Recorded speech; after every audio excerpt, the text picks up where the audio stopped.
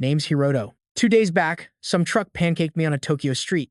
Now I am dying again, way slower this time, on a 4x4 raft in an ocean that is not on any map. The system screen is still floating there, glowing blue against the morning sky. Grab the hook and hammer to gather materials and craft. I have read it 10 times now. My tongue is so dry it feels like a piece of leather glued to the roof of my mouth. My lips are split in 3 places and they taste like copper. But now I see what I missed yesterday. This ocean is not empty at all. It is a total graveyard of garbage. Old planks drifting past in lazy circles. A wooden barrel is bobbing 20 meters out, mixed with rope, canvas, and an old crate. The sea has gathered all this junk around me like some weird offering or a test. I grab the hook. The rope feels rough, and my palms are still raw from yesterday is total panic. I pick the easiest target, a long plank floating maybe 5 meters away. First throw is short. The hook splashes down and I drag it back, heart hammering. Second throw, better arc. It clips the edge of the plank but just slides right off. The plank turns and drifts further away. I curse out loud, but my voice is just a croak. Chill out, Hiroto. You were a beast at fishing games in the arcade. Same deal. Aim past the target. Let it sink in. Third throw. The hook arcs over the plank, drops, and I pull. The metal finally bites into the wood. I haul it in hand over hand, wood scraping against the raft. Plus 1 plank. I take 1 second to celebrate my win, then I scan the water again. That barrel is next. It is way heavier. I can tell just by how it sits in the water. Took 3 throws to snag one of the iron rings. Pulling it nearly tips me face first into the drink. I brace my feet against the edge and lean back, dragging it centimeter by centimeter until it hits the raft. This barrel is totally empty. Of course it is empty. For a second I want to scream, but then I remember. It is not the loot that matters, it is the barrel itself. I grab the hammer. The wood is old and rotting. I split the first stave with 1 solid hit. The next ones come apart much easier. Plus 6 planks, 4 iron rings, and some rusted nails I sweep into a pile. The system screen flickers, and a new line of text glows into existence. Recipe unlocked. Solar desalinator. Requires 1 container, 1 thin fabric, a secondary container, and some sunlight. I stare at the words. Solar desalinator. Some random memory from middle school science class drifts back to me. Mr. Tanaka, my physics teacher, standing by a water cycle poster. Sun heats up the salt water. Water evaporates, leaving the salt behind. Vapor cools and turns into droplets. Droplets are pure water. He showed us survivors using plastic over a hole in the desert. The same principle works on a raft. I know exactly what to do, but I need fabric, thin stuff, something the sun can actually warm through. I hurl the hook again. 3 throws snagged a tangled scrap of old sail. It is sun-bleached but intact. 2 more throws gets me that broken plastic crate. The yellow plastic is cracked along one side, but the bottom still holds. Now I have got everything. I work fast. My hands are shaking from both dehydration and pure focus. I split a barrel stave down the middle to make a bowl shape. I scoop seawater into it with my hands until it is half full. The water sloshes around, brown, green, and stinking of salt. I build a frame from 2 planks leaning together like a little tent. I drape the canvas over them, pulling it tight and sloping it down to one edge. I wedge the plastic crate under that edge. The sun hits the canvas and heats the salt water below. The water evaporates upward, hits the cloth, and condenses into little droplets. The droplets slide down the canvas and drip, drop by drop, right into the plastic crate. I check it 3 times. The cloth is tight, the slope is steep, the crate is set. Then I look up. The sun is brutal. It is the same sun that has been killing me for 2 days. Now it has a job, but it is still killing me. I can feel my shoulders blistering and my neck is on fire. If I sit in the open while this thing works, I will be unconscious before the first drop falls. I drag myself to the other side. There is another scrap of canvas from earlier, too small for the machine, but big enough for me. I wedge it between the mast and a plank, making a low, ragged piece of shade. I crawl underneath and lie flat on the hot wood. The boards are hot against my back, but the canvas blocks the sun. That alone feels like mercy. I lie there and watch my machine work. Time passes strange. I drift in and out. The sun crawls. Mouth is like sandpaper. I cannot even swallow anymore. For a second, I see my mom across the raft. I almost yell out before remembering she is still alive in a world I will never see again. After what feels like hours, maybe 4, maybe 5, I crawl out of the shade. I check the crate. Water. Real water. Crystal clear, clean water. 150 milliliters pooled in the bottom. It looks like the most beautiful thing I have ever seen. I lift the crate, hands shaking so hard I almost spill it. I tilt it to my dry lips. The first sip is cool, a bit warm from the sun, but pure. No salt, no bitterness, just water. This is how water should taste when you have forgotten what it is. I finish it all in 3 big gulps. I want to cry, but I am too dehydrated for tears. The system pings. Achievement unlocked, first drop, plus 5 survival points. No clue what survival points are for. Right now, I do not care. I refill the bowl with seawater, reset the canvas, and move the crate. The sun still has hours of work left. When the sun finally hits the horizon, the crate has another 200 milliliters. I drink half and save the rest. I grab a small wooden cup from the broken bottles in my junk pile and pour the water into it very carefully. Put it in the shade. 350 milliliters for today. Not enough to live well, but enough to survive. I sit on the edge as the sun sets. For the first time in 2 days, my head is clear. My hands have finally stopped shaking. My cracked lips still hurt, but the bleeding stopped. Time for some math. Materials. I have 6 wooden planks left, 4 iron rings, 15 rusted nails, 1 working desalinator making 350 milliliters a day. Food, 0. Health, critical but stable. It is not much, but 2 days ago, I was basically a corpse on some Tokyo street. Now I am a guy with a canvas roof, a bowl of water, and a hammer. I will take it. Suddenly, I see something moving in the water. I freeze. My hand grabs the hammer instinctively. A shape small, maybe the length of my forearm, silver. It zips between the planks underneath me and vanishes. A fish. I almost laugh. My next big problem just showed up, and it is a problem I can actually eat. Then I see a second shape behind the fish. Much bigger. Long and gray, moving slow, the way something moves when it is not worried about being spotted. It glides under the raft and keeps going, vanishing into the deep blue. It was at least 2 meters long. I sit dead still with my hammer, not moving for a long time after it is gone. I did not sleep that night. Every time I closed my eyes, I saw that gray shape sliding under the raft. Slow, patient, massive. I lay on my back and watched the stars. Wrong stars, foreign constellations I could not name until the eastern sky finally started turning pale. When the sun came up, I checked the desalinator first. 200 milliliters were waiting in the crate from the night air. I drank half, saved the rest, refilled the seawater bowl, and reset the canvas. Then my stomach reminded me it had been 3 days. Not just hunger, a deep, animal demand. The kind that makes your hands shake and your vision blur. Water keeps you alive, but it does not feed you. I needed calories. I opened the system screen. Recipe unlocked, primitive fishing rod. Requires 1 long pole, 1 length of rope, and 1 hook. Bait. I almost laughed. Of course, I need bait. The system tells you what you need, but never where to find it. I could solve the pole. I dragged a long plank over and started working it with the hammer, splitting the rough edges. Not pretty or straight, but about 1.5 meters long and light enough to swing. Rope was also doable. Yesterday, I found a length of rotted hemp rope in the floating junk. Most of it was trash, falling apart like wet paper, but the inner strands were still strong. I sat cross-legged and unwound the rope carefully, separating the good fibers from the dead ones. After 20 minutes of patient work, I had 2 meters of usable line. Thin but tough. The hook was the problem. I picked up an iron ring from the broken barrel. It was heavy and curved, but it was a full circle, not a hook. I needed to bend it, sharpen one end, and leave a small barb if possible. I had no forge, no fire, no anvil, just a hammer and a wooden raft. Think, Hiroto. Same principle as the water filter. Use what you have. I laid the iron ring across the corner of the raft where 2 heavy planks met. It was the hardest, flattest surface I had. I held it down tight. With my right hand, I brought the hammer down on one section of it, hard. The ring rang out. The plank under it shook. I hit it again, and again. After 30 strikes, the iron started to bend. Not much, just a slight flattening on one side. I kept pounding the same spot until my shoulder was screaming. Sweat stung my eyes, but I just blinked it away.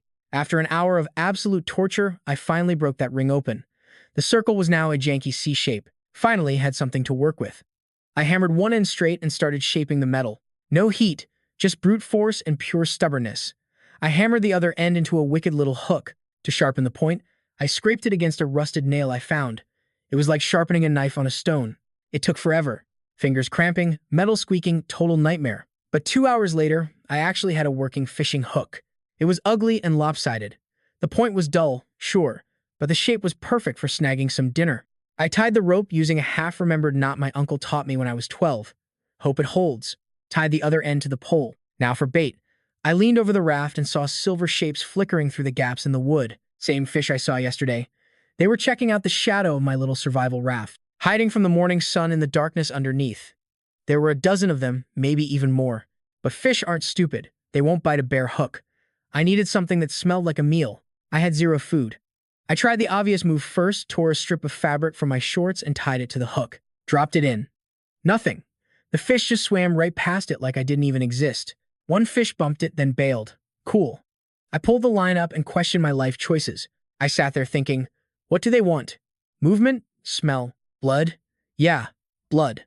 My hands were already a wrecked mess from the rope and the splintered wood. I picked at a scab on my knuckle. A bead of red blood welled up, smeared it on the hook, and dropped the line. The change was instant. 3 fish rushed the hook within seconds.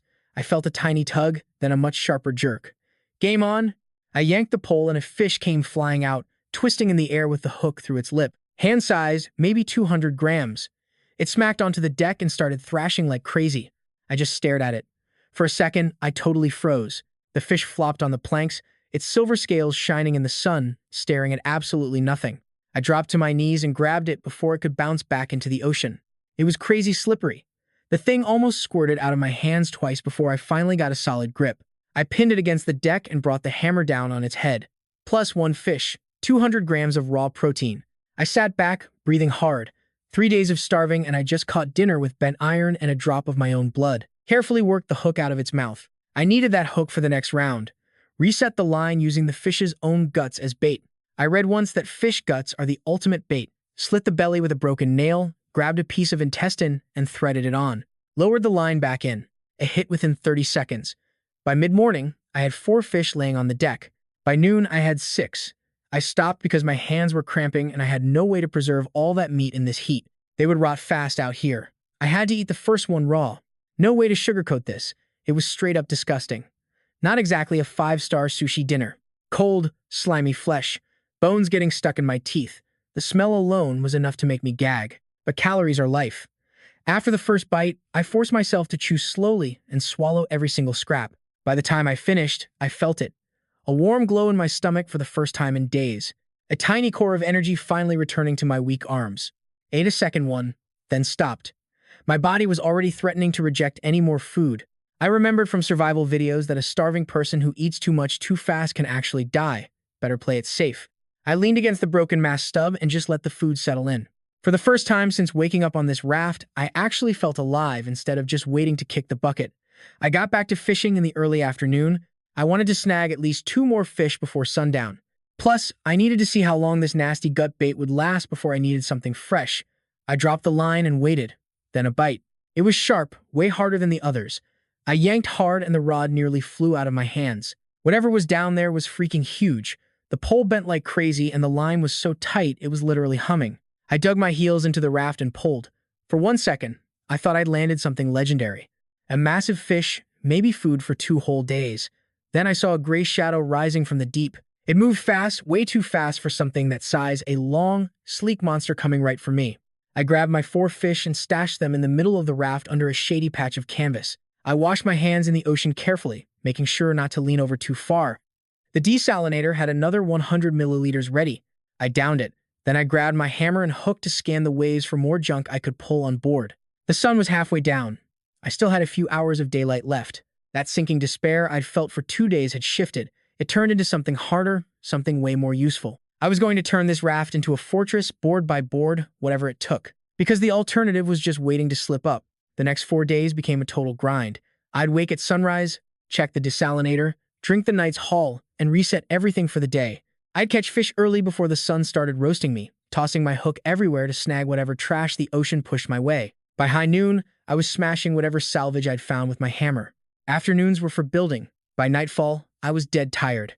On day 4, I built a way better fishing rod. Thicker pole, double the rope, and a safety line tied to a peg I'd hammered down. So if another shark decided to play tag, I wouldn't lose my whole setup. The shark came back twice.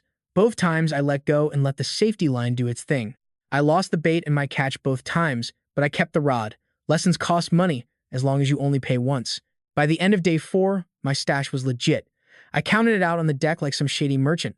2 more barrels, one still sealed, though it was just full of old, stale air when I cracked it. But hey, the wood was solid. I got 8 more planks, a coil of decent rope that was only half rotten, a torn sail 2 meters wide, and a yellow buoy.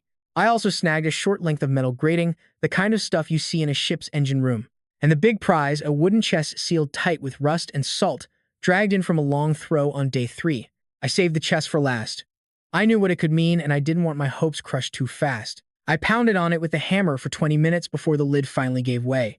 Inside, wrapped up in some oily cloth that actually held together, was a flint striker, a rusty knife with a wooden handle pitted but still sharp, and 2 candles. There was real fishing line, thin and strong, plus a small box of properly made metal nails, not the rusted scrap I'd been using, and at the bottom, a sealed glass bottle of clear liquid. I opened it carefully and sniffed. Fresh water. 700 milliliters of it. I sat there holding that bottle with both hands, totally frozen. 700 milliliters. That's a whole week, if I'm smart. But the real prize wasn't the water. It was the flint and steel. Fire was finally possible. I set the bottle down gently and turned the metal striker over in my hands. Just a piece of curved steel for my fingers and a nub of dark flint. I'd never actually used one. I'd only seen them on YouTube, but the basic idea seemed simple enough. Strike the steel against the flint, catch a spark, and feed the tinder. I could have fire tonight, but I couldn't have fire on a wooden raft. Fire on dry pine planks would kill me faster than a shark. One wrong spark, one ember and a crack, and the whole raft would be a giant torch in minutes. I'd have to jump in to escape the flames, and the shark would eat me before I could blink. Fire needed a safe spot, somewhere with 0 wood underneath, a place I could actually control. So before I could spark up, I had to expand and zone this thing. I spent 2 days overthinking it. While I caught dinner and hauled junk, I watched that shark cruise under my feet every single evening at dusk. I had a plan ready. It was time to get moving. Daybreak was go time. First, the expansion. I lashed 2 heavy planks to the eastern edge, extending the deck out by about 1 whole meter. Then 2 more planks went on sideways, locking everything together into a solid frame. Then I laid the top boards tight and hammered them home using those good nails from the chest. The new section creaked like crazy when I stood on it. Sketchy, but it held. I did the same on the west. By the end of day 1, I had pushed the raft from 4 meters square to about 6 by 5 meters. Not exactly a mansion, but that extra space was enough to finally start dividing things into proper zones. Day 2 was all about the south side. By evening, the raft hit about 8 by 6 meters. It looked totally different now, like something built on purpose, not just a pile of junk I happened to land on. Time for zoning. Zone A, the kitchen. I picked the corner furthest from where I crashed every night, the southwest corner. That way, the wind would carry the smoke away instead of choking me out. I built a thick base using double planks. Then, I laid the salvage metal grating on top. Underneath that grating, I packed in a thick layer of wet sand I had shaken out of the old ballast barrels. It was perfect. That sand was everything. It would soak up the heat and keep the wood from burning if embers fell through. On top of the grate, I put together a small ring of stones, pieces of a broken ceramic crock, and some hammered metal scraps. Boom, my very own primitive hearth. It was ugly and low-key dangerous, but it worked. I tested it out that evening. I grabbed a handful of dry, shredded fabric for tinder. It was just old rotted rope fluff, but it made a perfect nest. I struck the flint against the steel. First 3 tries, nothing. The 4th strike gave me a spark that died before it even hit the nest. 5, 6, 7 strikes, lots of sparks, but still no fire. On the 8th try, a spark finally landed in the fluff and stayed alive. I leaned in and blew on it gently, like I had seen in videos. The spark crawled, then ignition. A tiny orange flame bloomed in the fluff. I carefully fed it, some dry splinters, then a bigger piece of a broken barrel stave too. The flame grew. Within 5 minutes, I had a real fire burning on the grating. The smoke drifted off toward the empty horizon on the cool evening wind. Dinner time. I gutted a fish, skewered it on a sharp stick, and held it over the fire for about 4 minutes. I turned it slowly, watching the meat change from clear to a solid white. The skin blackened, fat dripped into the fire, hissing like crazy, and the smell of roasting fish hit me like a heavy hammer to the chest. I sat on the deck by my fire and just went to town with my hands. I am not being poetic here. It was just a small, overcooked fish eaten with my fingers on a raft in the middle of nowhere. But it was hot. The first actual warm meal I have had since, well, dying. The difference between raw fish and a cooked meal is basically the difference between an animal and a human. I sat there, by the fire, just soaking it in, until the flames finally died down. I banked the coals under sand to keep them alive until morning. Now for Zone B, the desalinator station. I spent half the day rebuilding my desalinator on a raised platform along the eastern edge. I had 2 running now, double the output, about 700 milliliters a day if the sun stayed out. I built a wooden frame to hold the crates so they wouldn't tip. Then I added a canvas roof to keep the rain out. I didn't want any rainwater contaminating the system. I even rigged a channel to catch rainwater in a 3rd jug. Every drop counts. Now for Zone C, the bedroom. I chose a spot right in the center where the boards were thickest and most stable. I built a low platform, just 2 layers of planks above the deck, about 10 centimeters high, so I wasn't sleeping on cold, wet wood.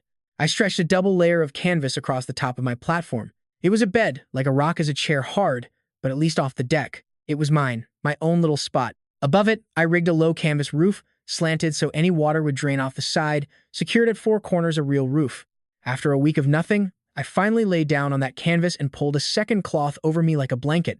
Looking up at the underside of my new shelter, I felt a spark of something I had not felt since the truck. It felt like a place to sleep instead of a place to die. Zone D, the workshop. The 4th corner became my workspace. I dragged my supplies there and organized them properly. Planks in one stack, sorted by their length, iron pieces in a pile, nails in a cup, rope coiled, and all my cloth folded neat. The hammer hung from a nail on the mast stub. I kept the knife on me always, tucked into my waistband. By the 3rd day of work, the raft was a whole different animal. It actually had zones. Purpose man. A kitchen, a water station, a bed, and a place to get work done. I had a fire I could rebuild from the coals every morning. I had a roof, a meal, and finally a real routine. That night, I sat by the dying fire with a piece of cooked fish in my hand. Looking over my 8 by 6 meter kingdom, I finally stopped wondering how to survive tomorrow and started thinking about how to make things easier. It was a small thought, but it changed everything about how I saw the world. No longer just running from death, I was a guy building an actual life out here. I fell asleep on my canvas bed under my new roof, but then, a midnight wake-up call, something touched the raft. It did not hit us, it just touched.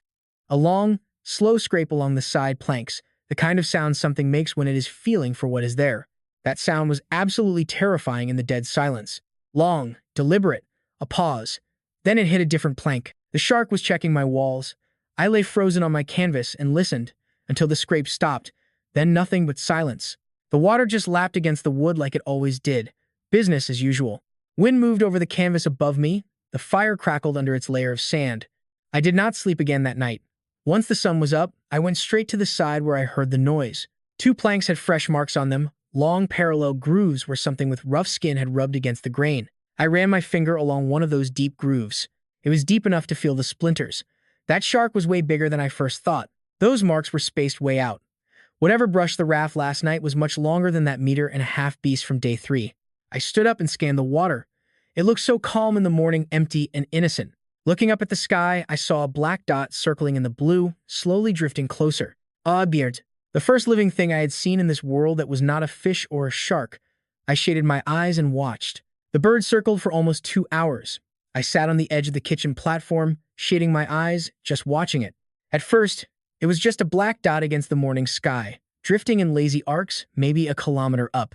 Then the arcs tightened, the dot grew. By high noon, I could finally see what it was.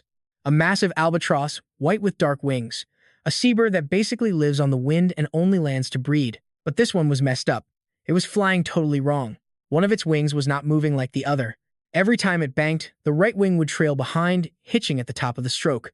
It kept losing height and struggling to climb back up, and each climb took more out of it. By noon, it was barely 50 meters up. By the time the sun started dipping, it was low enough to see the feathers underneath. A long curved beak and a black eye scanning the surface, desperate for any place to land. It spotted the raft. One final, exhausted circle, and then it came in for a rough landing. It tried to break with its wings, but one folded wrong, and the poor thing just half fell. It slammed into the raft's edge, skidding across the wooden planks until it finally wedged itself against the base of my desalinator unit. Feathers were flying everywhere. One leg was bent at some nasty angle. The right wing, completely wrecked and twisted out of shape. I stayed dead still. For a long second, the bird didn't move an inch. Honestly, I thought the thing was a goner. Then its chest heaved once, then twice. A single black eye opened and locked onto mine. We just stared each other down. The bird was huge, way bigger than it looked from afar. Its wingspan was probably over 2 meters wide. The body, size of a small dog. Back on land, an animal like that would weigh maybe 4 kilos. Maybe 5, maybe 3 kilos of pure meat under those feathers. The thought popped into my head before I could even stop it. 3 kilos of meat, real protein.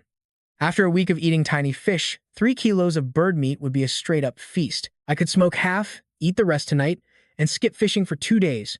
I had my trusty rusted knife right there at my hip. I could be on that bird in 3 steps. It was hurt. It couldn't fly.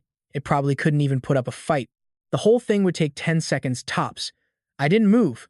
Not because I'm a saint. I was just doing the math. I sat on the deck, hands still shading my eyes, crunching the numbers the same way I'd been doing for everything else on this survival raft. Option 1, kill it now. 2 to 3 kilos of meat. Buys me 2 days off fishing. Then it's over. Option 2, try to keep the thing alive. Cost? Maybe 1 fish a day while it's getting its strength back. Risk?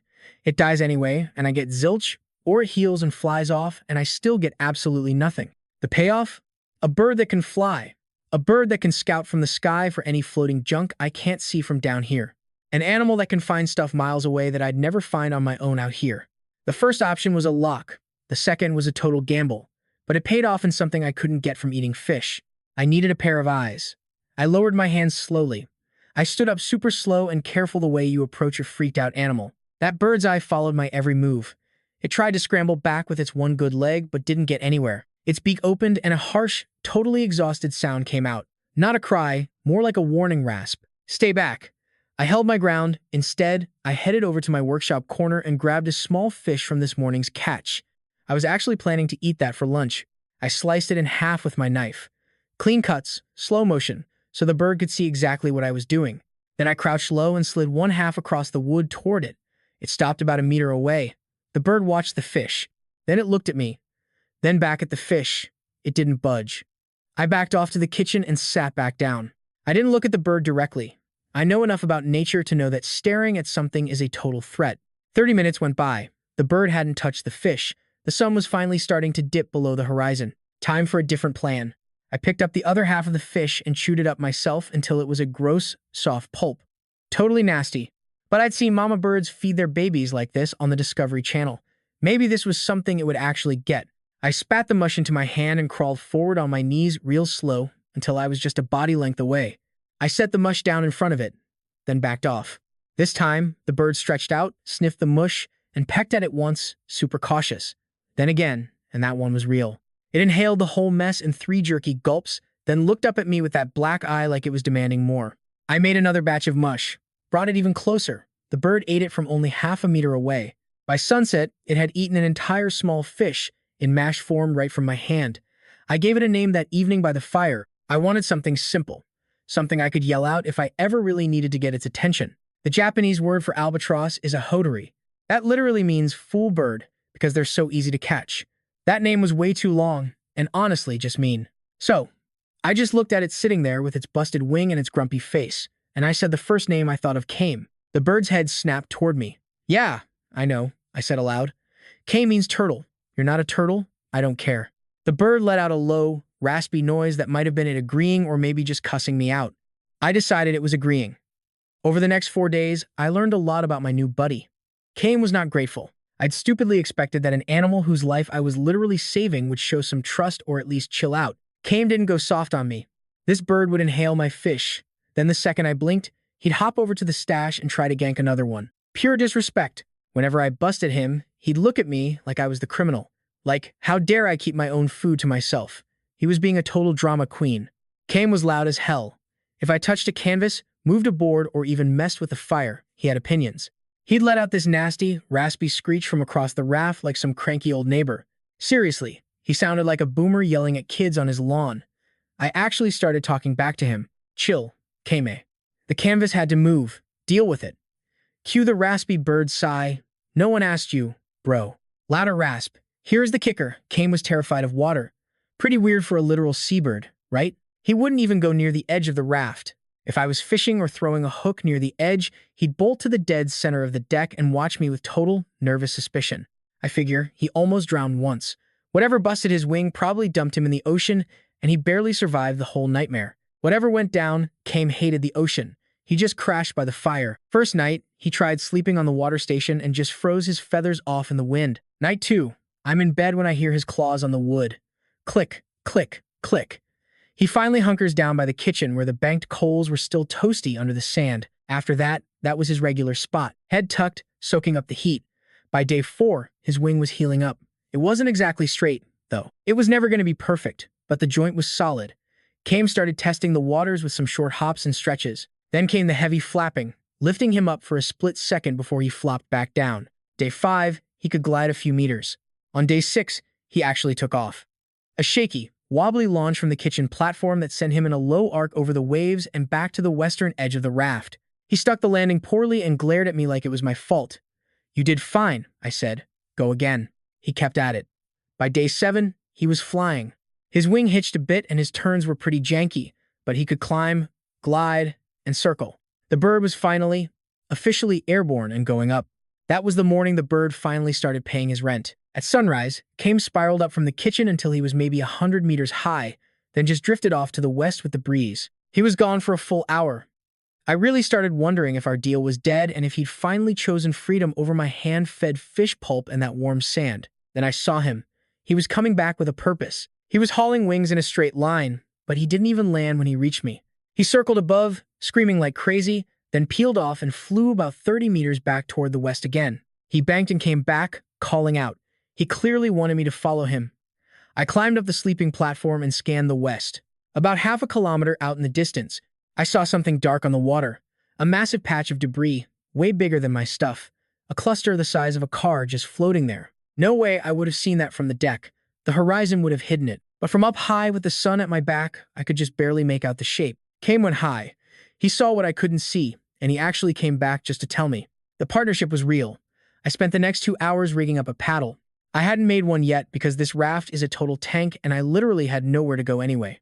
But now, I actually had a destination. I lashed a plank to a pole, made a janky oar, and aimed for that western debris field before it drifted off. I muscled that raft across the water while Kame circled above, screeching what I'm pretty sure were backseat driving instructions. It took almost 3 hours just to reach that junk. My arms were jelly and my palms were bleeding through fresh blisters by the time I arrived. But man, it was worth it. Broken planks, a mast, 2 barrels, and a massive tangle of rope. Absolute jackpot. There was a shredded fishing net bigger than anything I owned, and right in the center, a huge, sealed wooden barrel was bobbing in the swell. It was heavy as hell. I hooked it and dragged it over with every ounce of strength. It hit the boards and I just collapsed, panting. Clutching the rope, staring at my haul.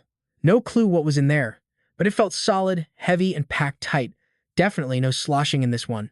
Could be literal trash, rotting meat, rocks, or maybe something actually useful for once. Overhead, Kame circled once before landing on the kitchen deck with a smug squawk. "All right then," I told the barrel, "time to see what you were hiding." I grabbed the hammer. This thing was way heavier than anything I had salvaged yet. Spent 20 minutes fighting that lid. Salt had basically welded it shut, and the wood was swollen tight. I hammered. I pried. I cursed. Kame just watched with that bored look, like an old man judging a kid failing at something simple.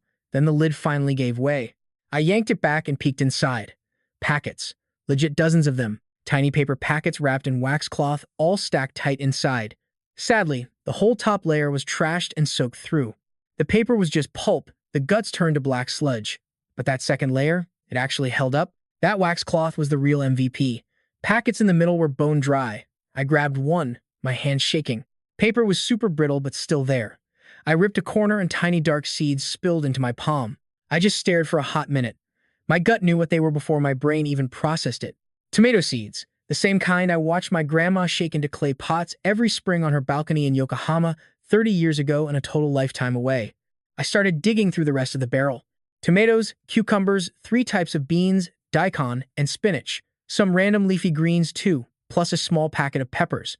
Onions, and way at the bottom, wrapped up in oiled cloth, 6 dried potatoes with the eyes intact, perfect for replanting once the winter chill finally fades away. I just sat on the deck with the barrel in front of me and froze. This was not food, at least not in a direct way. You cannot live on seeds alone, but they are where food starts. Seeds are the key to an endless buffet. Every fish I hauled in was just a one-time meal, gone in one sitting. Every seed in here, if I could grow it, meant a meal that kept giving season after season. My entire survival plan just leveled up. I had to think this through carefully before touching another thing. I had 3 major problems to fix, or this whole garden idea was dead on arrival. Problem number 1, soil. There was not any on this raft. Honestly, probably none for 1,000 kilometers. Plants need something to grab onto, something to hold moisture, and definitely something to give them some nutrients. I spent all afternoon on this, grabbing anything that might eventually rot into something resembling actual dirt. Dried seaweed from my debris hauls, plus fish guts and heads I usually just toss back into the sea. I started stashing all that junk in a wooden box instead, just letting it rot. I even added ash from the fire pit that I used to just toss. Moldy fabric, old rope, grit from the barrel bottoms, and even sand from the kitchen deck. I mixed it all in a big box made of scrap wood. It was ugly and smelled like death, but it was dark. It was heavy and held water during the test. Basically, the closest thing to real soil you will find in the middle of nowhere. It had to work. Problem 2, water. This was the real nightmare. My desalinator only pumped out 700 milliliters a day. I drank almost all of it. No leftovers for farming. If I tried watering a garden normally, it would be me versus the plants. And that is not even a contest. I would drink, they would die, game over. I needed a system that used almost no water at all. Drop by drop, right at the roots, with absolutely zero wasted to the sun or runoff. I sat there on the kitchen deck, holding a scrap of cloth and just thinking. And then it hit me. When I was a kid, my grandmother was sick for a long time, and I watched her in the hospital with a slow IV drip. Just a bag of fluid on a hook, with a tiny tube running down, letting the liquid fall drop by drop right into her vein. Slow, steady, almost nothing per minute, but over time it was enough to keep her alive. I needed that exact same setup for the plants. Here is how I built it. I grabbed a thin strip of cotton fabric, the super absorbent kind that literally pulls water along itself. I dipped one end of that cotton into the desalinator crate where all the fresh water usually pools up. I stretched that cotton string all the way down to the dirt box I built. That rag sucked up water from the crate, dragging it slow and steady until it dripped drop by drop right into the dirt. Test time. I just sat there, staring at that string for a long time. 10 minutes in, the tip started looking damp. 20 minutes later, one single drop finally plopped right into the soil. Then another, and another. Boom. It actually worked. My plants got their drink without stealing mine. Now, problem number 3, salty air. Soil and water aside, the air out here on this raft was straight poison for seeds. Salt spray kills, wind fries them, and the sun is just way too brutal out here. If I just left my dirt box out on deck, every single sprout would be toast in 24 hours.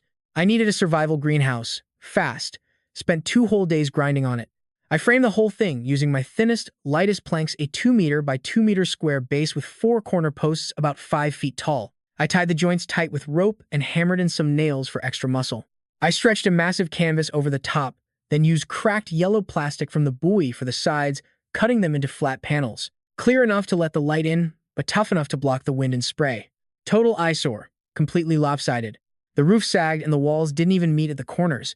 I had to jam cloth and old rope into all the gaps. But when I finally crawled inside that third afternoon, just sitting there in the warm, quiet, salt-free air, it felt like a freaking cathedral. I planted the next morning, poking holes in the dirt with my finger. Dropped 2 tomato seeds right into that first hole, 2 cucumber seeds in the next, then beans, spinach, daikon, and some random leafy green I didn't recognize. Then I tucked them all in gently with my fingertips. I rigged the cotton drip line to make sure every inch of the box got watered. I sliced the potatoes with my rusty knife, kept the eyes intact, and shoved them into a corner of the dirt. I shut the greenhouse flap and just walked away, knowing that staring at the dirt wouldn't make things grow any faster, believe me. While those seeds did their slow-motion thing, I started building more stuff. A shower. I rigged it behind the greenhouse. I built a solar desalinator, basically a tray of salt water under sloped canvas. I set it up so the fresh condensation flowed down a wooden chute into a plastic crate hanging way over my head. The crate had a little hole in the bottom with a wooden peg jammed in there as a stopper. The first time I tried it, I stood there in just my shorts and yanked the peg. Fresh water poured through the holes in the lid, just a slow trickle, not a huge flow, but real, clean, warm water hit my head and shoulders for the first time in over 2 weeks. Pure heaven. I closed my eyes and stood there until the crate was dry. Honestly, words can't even describe it. Look, you take things for granted in normal life, but when you get them back after losing everything, they aren't small anymore. A shower isn't just a shower. It's a way back a tiny piece of actually feeling like a human again. I air dried in the sun, threw my shorts back on, and felt like a whole new man. Next up, a bed. This took me all morning and night. I rebuilt the sleeping platform for real, a legit frame this time. 4 heavy posts, planks on top, joints locked in.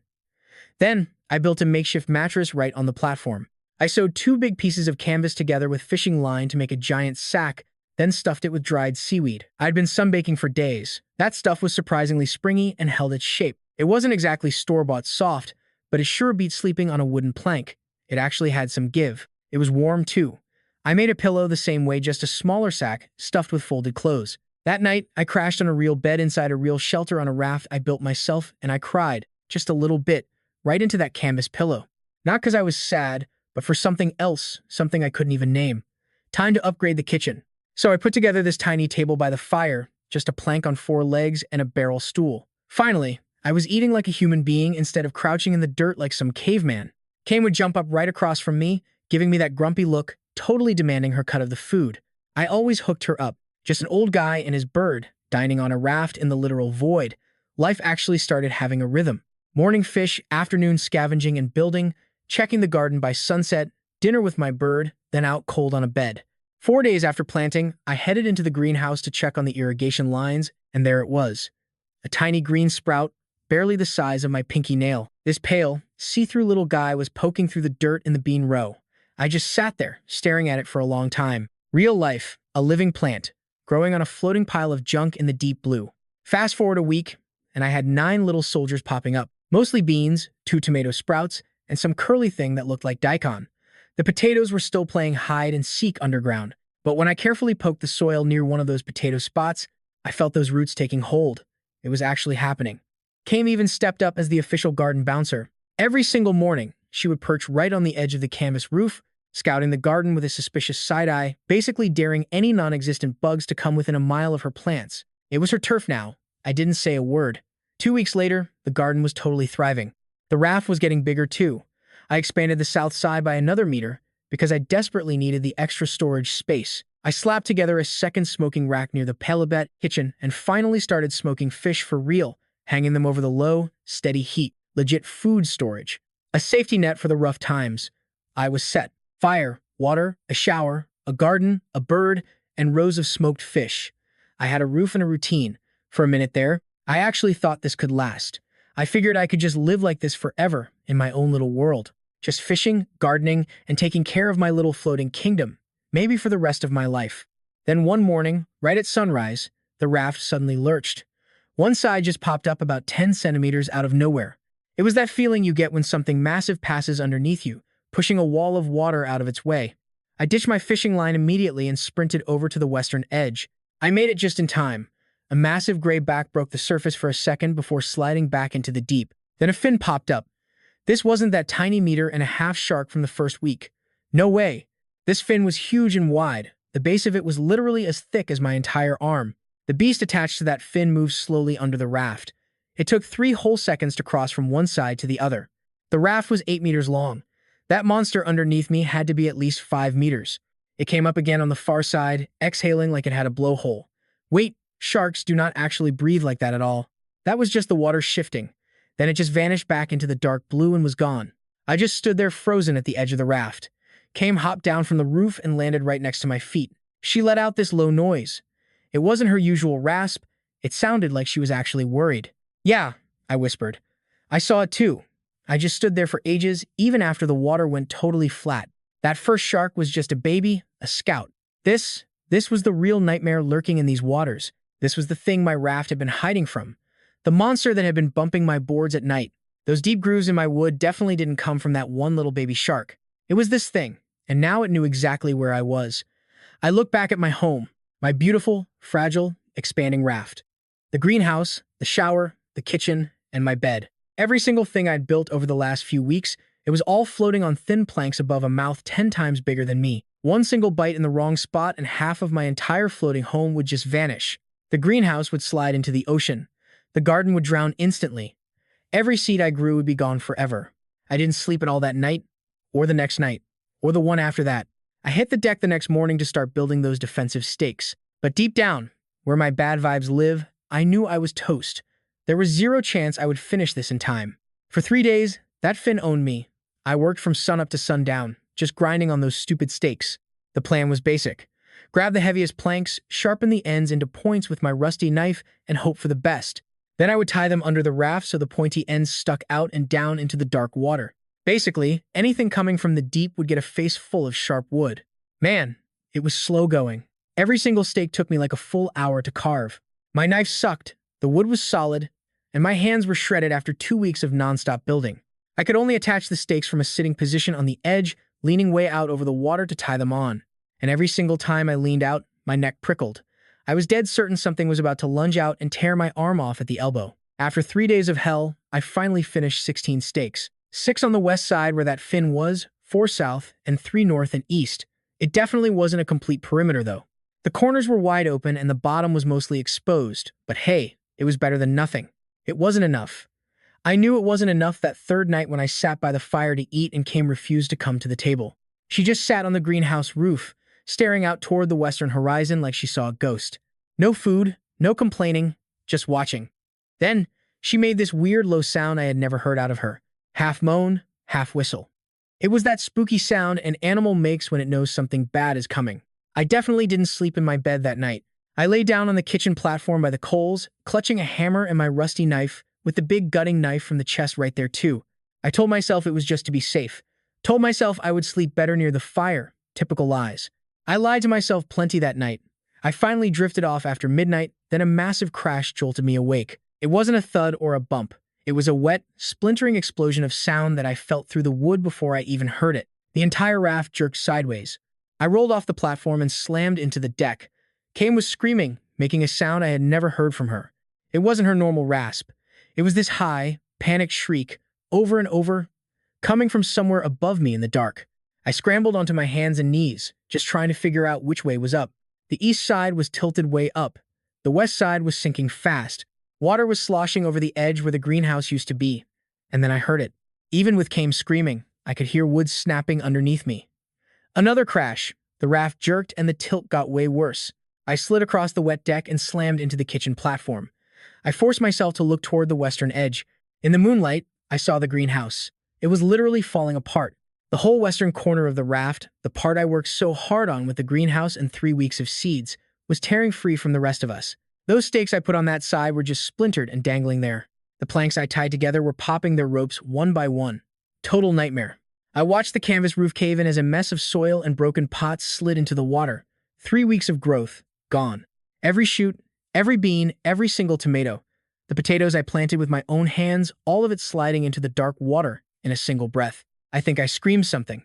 I honestly don't remember what though. I crawled toward the edge on my hands and knees because the deck was way too steep to stand on. I had this dumb idea I could save something. Anything. A handful of dirt, a sprout, just something. Big mistake. The third hit came right as I reached the edge. It was way bigger than the first two. The whole raft heaved up and twisted, and that wet, broken deck under me just gave way. It went sideways, flying out from under me in a second. I started to slide. I slid across the planks toward the open water like I was on a sheet of ice. I scrabbled for anything, but my fingers just tore loose from a plank. My elbow slammed into a broken stake. Pain shot up my arm and I lost whatever grip I had left. Then I hit the water. I went under instantly. The ice-cold water choked me like a death grip. It was way worse than I ever imagined after weeks of heat. Salt filled my mouth and my eyes were on fire. My ears dipped under and everything turned quiet and weirdly slow. The ocean felt massive. I kicked hard and finally got my head back above the water. I snagged a breath. The raft was right there. Right freaking there. It was less than a meter away. Its broken wood was just bobbing in the moonlight. I reached out for it. Then a shadow shifted underneath me. I felt it before I actually saw it. Just a weird move in the water against my legs. I felt something huge passing way too close. I looked down. Big mistake. I should not have looked. Through the dark water, I saw it. It was drifting up toward me, slow. Like it didn't even need to hurry because it knew I had nowhere to run. A long, pale shape rising out of the deep. Its massive mouth was wide open. I saw the teeth. White in the moonlight, angled inward in 2 nasty, jagged rows. I tried to swim. I tried to go up, sideways, toward the raft, just anywhere else. My arms felt like they were moving through thick syrup. I got nowhere. The shadow just kept rising. I had time for one single thought. This is it. This is how I die for the second time. Then something slammed in from the side. It wasn't the shark. It actually hit the shark, not me. This fast, heavy, gray thing zoomed in from the left and bashed the side of that rising mouth. The shark's head jerked way sideways. Those rows of teeth snapped shut on thin air. The shark's entire body got knocked off course and it just drifted away looking totally stunned and sluggish. I finally saw the thing that saved me. It was a dolphin. Not some cute little one, but a huge animal, maybe 2.5 meters long with an old scar on its side. It turned and charged back at the shark, hitting it again at full speed, ramming the beast right in the gills. The shark twisted and tried to bite back, but the dolphin was way too fast. It darted out of the way, looped around, and smashed the shark a third time right in the head. Then the shark finally gave up. It turned its massive body and vanished into the deep. I was still floating there, not moving a muscle. I think I was in total shock. The dolphin swam toward me. I want to say I wasn't scared, but that's a total lie. I just watched a 5-meter shark try to eat me, and now this animal almost as big is swimming directly at my face. Every single part of my body that survived the last few minutes was screaming at me to swim away fast. I didn't move. The dolphin slowed down and came up under me gently. I felt its back press against my chest and shoulders, smooth, rubbery skin that felt warmer than the ocean water. It lifted me with zero effort. My head and shoulders came right out of the water, just like a parent picking up a kid. It carried me toward the raft. It moved really slow and careful, like it was afraid of dropping me into the sea. It brought me to the broken edge and pressed its body against the wood so I could grab on. I caught the splintered edge of a board with both hands and started to pull. The dolphin pushed my legs from below, nudging me up. I scraped my chest on the wood and finally got my torso on deck. My legs followed. I rolled onto my back and lay there gasping, coughing up salt, and shaking too hard to even close my hands. The dolphin just stayed in the water right beside the raft. I turned my head to look. It was actually watching me. It had one dark, intelligent eye set in its smooth gray head. It made some clicks and a soft, high whistle sound. Then it nudged the raft once with its nose, like it was checking in. Like it was asking if I was okay. I sat up slowly. I'm honestly not even sure if I could have stood up. I crawled to the safe edge and reached out one shaking hand toward its head. It didn't even move away. My fingers touched the smooth skin on its nose. The dolphin made another soft click and I stroked it gently. It pushed its head into my palm. "Thank you," I said. My voice was a total wreck and came out as a whisper. "Thank you. Thank you." The dolphin just made that clicking sound again. I was already starting to think of those clicks as actual words. Even if I knew it was just my exhausted brain trying to make sense of an animal, I sat there with my hands on its nose for a long time. Maybe it was 1 minute, maybe 10. The night was incredibly quiet. Kame had finally stopped screaming somewhere way up above me. I could hear her now, making those tiny worried sounds from the top of the wrecked greenhouse frame, but the screaming had finally stopped. I stared at the dolphin's face in the moonlight, trying to think of a name. It felt big. Suddenly, the bird had a name too. The bird became Kame the second I named her. Names matter, man. They make things real. The dolphin had this blue-gray skin, way bluer than I expected for a sea creature, like soft slate under the moon. In Japanese, the word for blue is Ao. That suffix "shi" is in tons of old hero names. Aoshi, I said. The dolphin clicked back. Pretty sure he agreed. The sun started peeking out an hour later. By the time it was actually light, I managed to stand up and take stock of how bad I was screwed. It was a total disaster. The greenhouse was gone. Not broken, just gone. The shark bit off the western corner like a snack. Everything that was on that corner, the greenhouse, the dirt box, the plants, all of it was history. The second desalinator I built into the roof, gone. The whole shower setup, also gone. Everything was either on the ocean floor or floating in pieces around the broken edge. I saw some junk, like a canvas roof piece drifting 20 meters away from me. A flat board from the soil box was half sunk, with one tiny bean sprout still hanging on for dear life.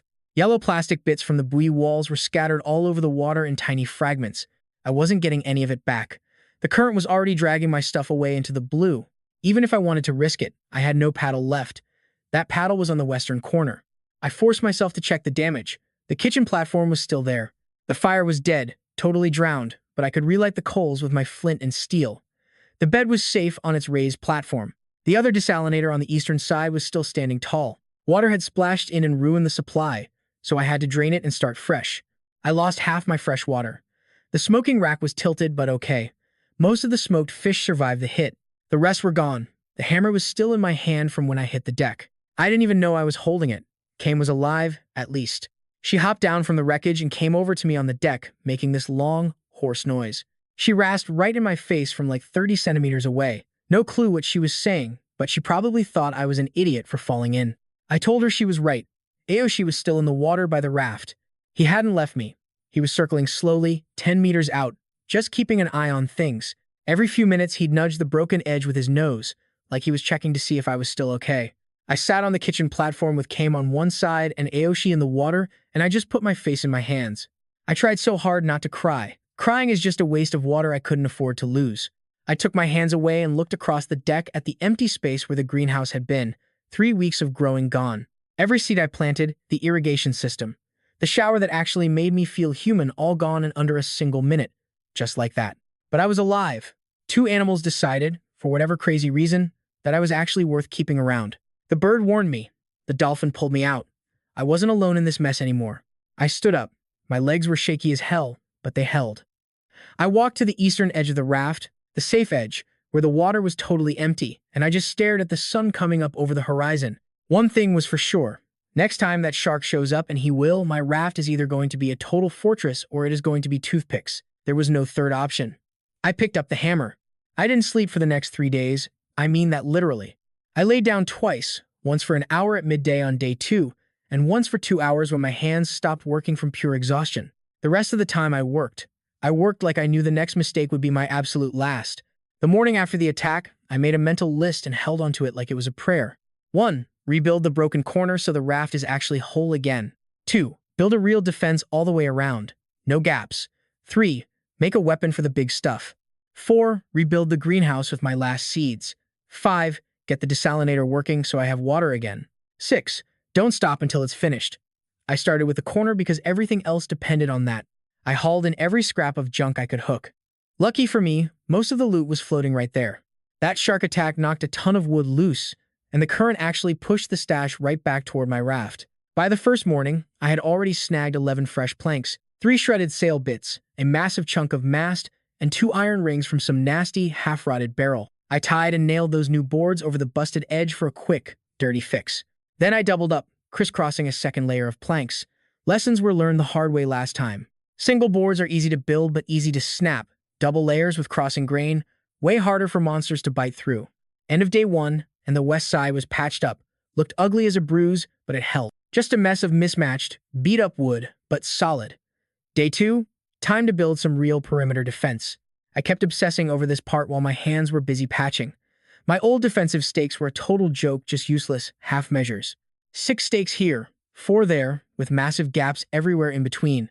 I had just tied them underneath where I wouldn't fall in. Total amateur hour. Now, I needed a full ring of spikes. Every side, every corner, 0 openings. I started by sharpening planks. By the first morning, I had 8 killer stakes ready. One end, sharp as hell, the other flat for tying down. I hit the corners first. That is where those sharks always try to poke around for a weak spot. Then I doubled the spikes on the west and south sides. That is where all the action was happening lately. By day 2, 31 stakes ringed the raft. Each one was less than half a meter from the next. I angled them out and down into the water. Next up, building a massive net shield for protection. This was Aoshi's big contribution. While I worked, he circled around, surfacing every few minutes to click in my direction like a boss. Then he would vanish back down to do whatever dolphins do in the deep blue. Twice that day, he swam back to the raft pushing some random junk with his nose. First up was a tangled fishing net covered in seaweed that had been drifting way out of my reach. Second time, he brought a cleaner, shorter piece of net. Most of the mesh was actually in good shape. I knelt down and used my hook to snag that net right out of the water. Aoshi just watched me work. I told him thank you like I actually meant it. He clicked once and dove. I spent the entire rest of that afternoon untangling net. It had holes and rot I had to hack out with my rusty knife, but most of it was solid.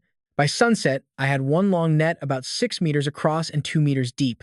I rigged it under the raft. I tied the top edge to the perimeter stakes all along the side where the attack happened. The mesh hung straight down into the deep water like a giant curtain. I weighed down the bottom with iron rings and the heaviest scraps of metal I could find. The net dropped about 1.5 meters down, trailing in the current. My plan was pretty simple. A shark coming from below wouldn't hit the boards directly anymore. It hit the net first. It definitely won't stop a 5-meter beast. Nothing I build stops a 5-meter shark charging straight in, but this will tangle, slow, and confuse the hell out of it. It strips away their best weapon, the speed and surprise of an ambush from the dark depths. By day 3, I had extended that net all the way around the south side. By the morning of day 4, it covered every side except for one small gap I left at the stern for fishing. I built a double hull on day 3 between net jobs.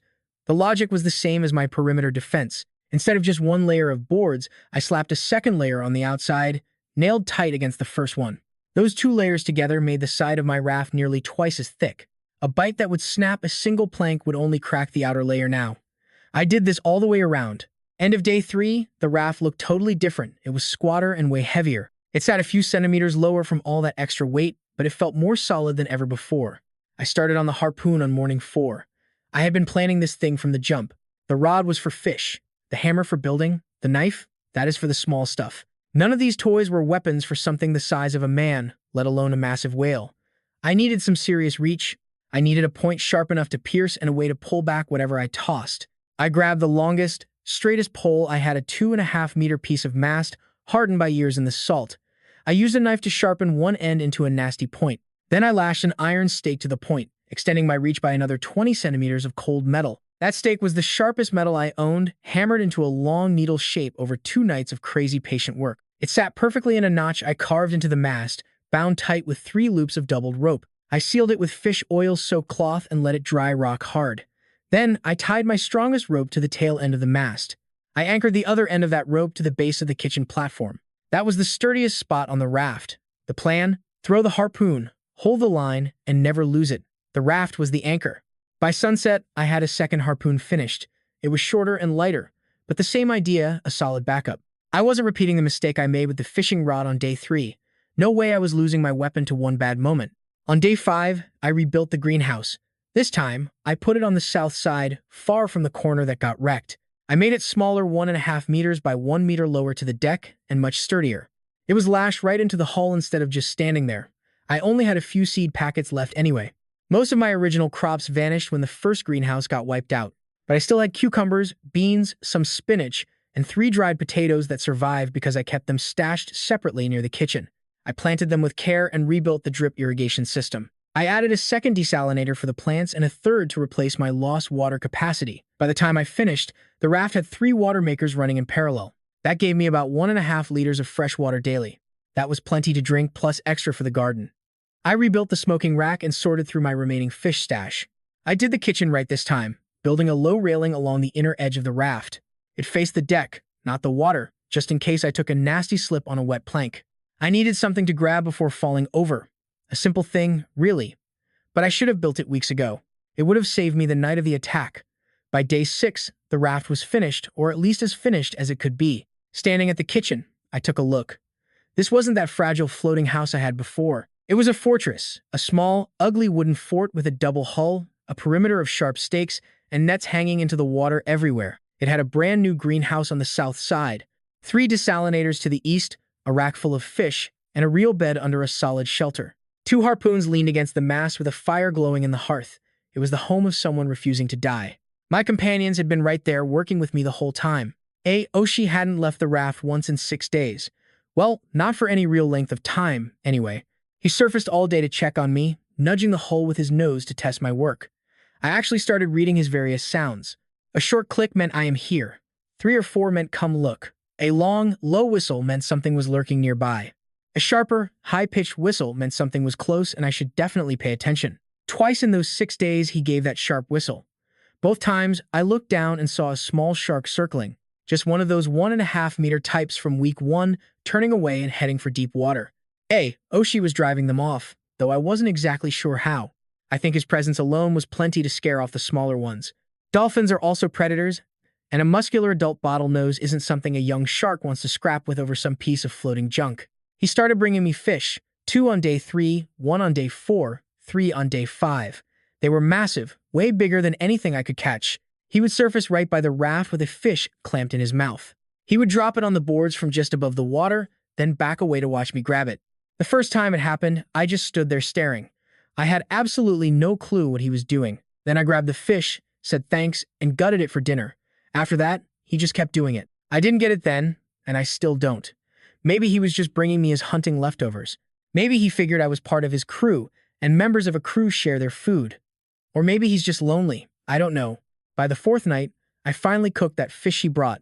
I ate half and handed the rest back over the side. He actually took it right from my hand. No hesitation at all. Kame was the heir. She'd bounce at sunrise for like 2 or 3 hours. Then she'd fly back, bringing me the local tea. I learned to read her vibes too. Circling meant she'd found something cool, and staying low meant something dangerous was definitely lurking nearby. If she landed on the roof and started complaining with that long, raspy sound, it meant there wasn't any good junk worth chasing. Morning 4. She comes flying back from the south, totally hyped. She circled my raft 3 times, then took off slow, leading the way south-southwest so I could actually follow her. I hopped up on the sleeping deck to look. About half a kilometer out, there was a clear patch of debris. I could barely see it, just a dark line against the morning swell. I grabbed the new paddle I'd built on day 3 way stronger than the last one and slowly moved the raft toward the junk with Kame circling. Took pretty much all day. The raft felt like a soaked log, way heavier now. I had to row in shifts because my arms died every 20 minutes. Aoshi swam right beside me, even using his nose to push the raft. I could literally feel him helping me out. We actually picked up speed while he was pushing. By late afternoon, we hit the debris field and I started grabbing everything. More wood planks, a massive metal grate, and 2 extra barrels for the collection. Found some thick rope, a long piece of canvas that wasn't even trashed, plus random bits of wood, cord, and busted plastic lying around. Then, on one of the final hauls, Aoshi swims up pushing something weird with his nose. It wasn't a snack. It wasn't even junk I could use for the raft. It was tiny, so small he had it tucked carefully against the side of his face. When he nudged it against the boards and let go, I had to reach down fast with my hand to grab it before it sank. It was a piece of metal about the size of my palm, rectangular and curved, like it used to be part of something bigger. The metal had this weird gray color, smoother than steel and way lighter than I thought it'd be. No rust at all. It had been soaking in salt water forever, but it wasn't even slightly rusted.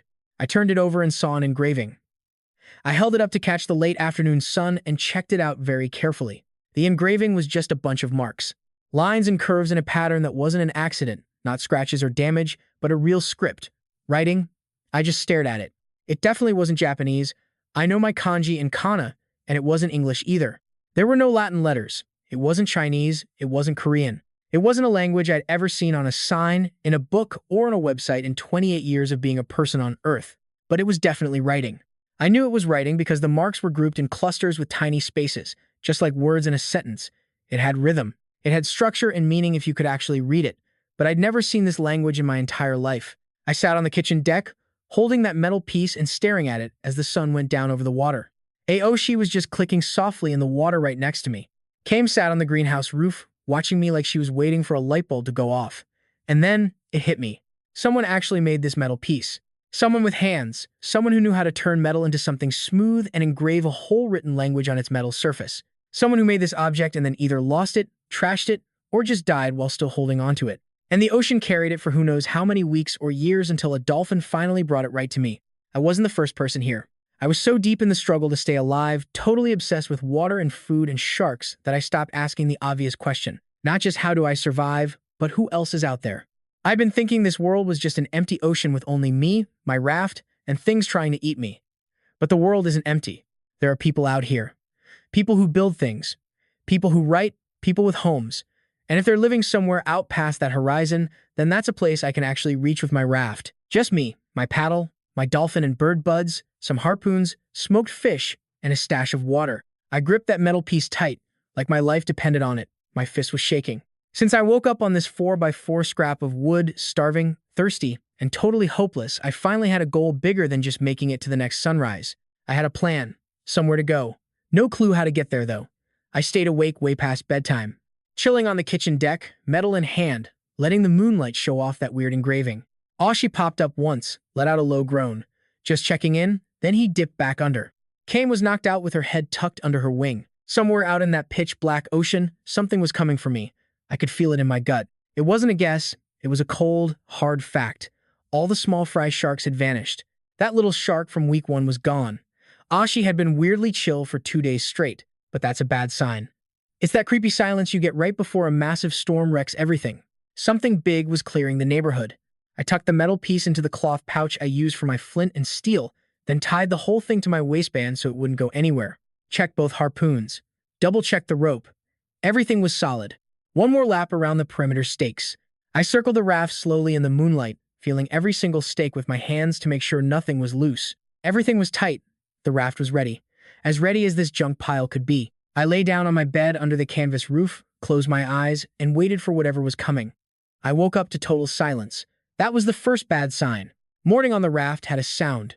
Waves hitting the hull. Came rustling on the roof, the little slap of fish jumping nearby, sometimes even Aoshi surfacing for air. There are always sounds. The ocean is busy. But today, nothing. The ocean was dead quiet, creepy quiet. I opened my eyes and just lay there listening. Nothing but the sound of my own heart.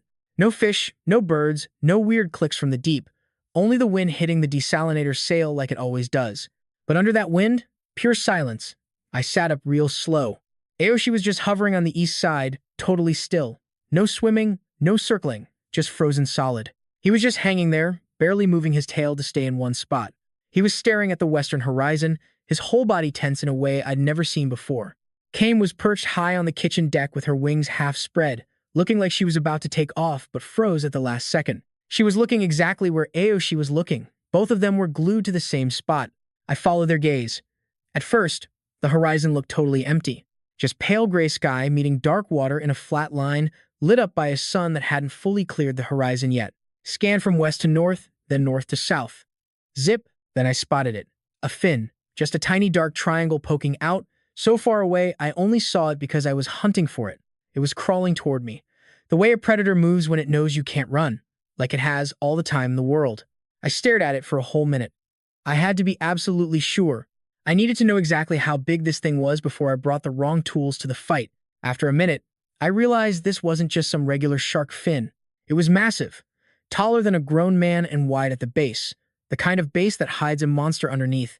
The water wasn't acting right around it either. It was bulging like a freaking submarine. The back of this beast was breaking the surface in long, slow swells that stretched on forever before the fin even passed. I'd been lying to myself, thinking that first shark was maybe 5 or 6 meters long. This monster was longer than my whole raft.